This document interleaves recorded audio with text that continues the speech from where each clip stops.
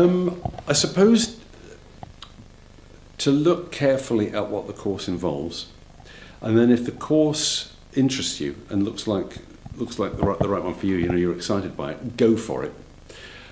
Don't be put off by any of the hearsay that you hear about Oxford and Cambridge. It hasn't changed. I went there in 1975. I was there from 75 to 78, a long time ago. The last time I asked students about this, their feelings about going there were identical to the ones I'd had all those years ago. So don't pay attention to what the doubts you may have, but go for it. That's what I'd say.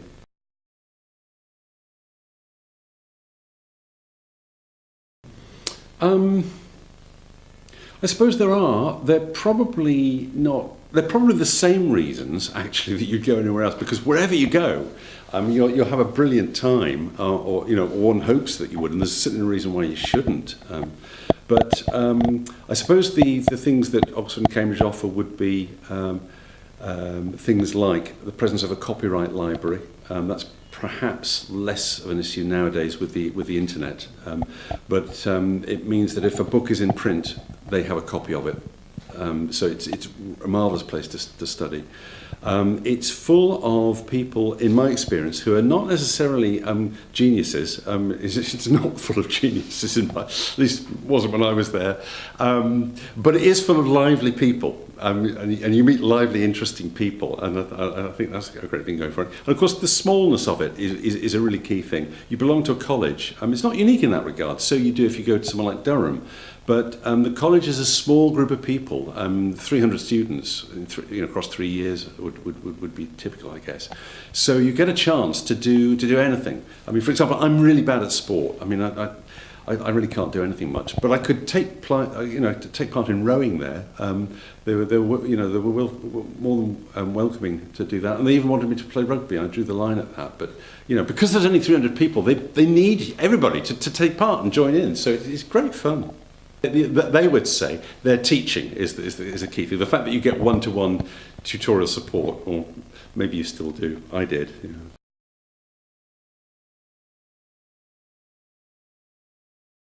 Depends really from college to college. My old college, in those days, they guaranteed you accommodation all 3 years, and everybody was in college, in the college buildings itself, for the first 2 years. I chose to live out in my third year with a group of friends.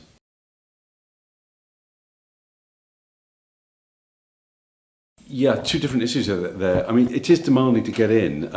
They choose the best that they can get. I think without any regard whatever to where students have come from. And grades are very, very important. Academic excellence is really the thing that they're after. Nothing else much matters. Students can really prepare themselves by thinking and reading well in advance of actually making an application. And there's a really good website. Look at my old college has a really good website on this. If you go to just Google Staircase 12, because the University College Oxford admissions office is at the foot of Staircase 12 in the old buildings. There's a list there of all sorts of things that students could read just to get thinking, in advance of putting in an application. Otherwise, intimidation, it is an intimidating place, I think, because of what people think it's like. People think it's going to be full of complete geniuses, which it isn't. They feel it's going to be very upper class, which it's not.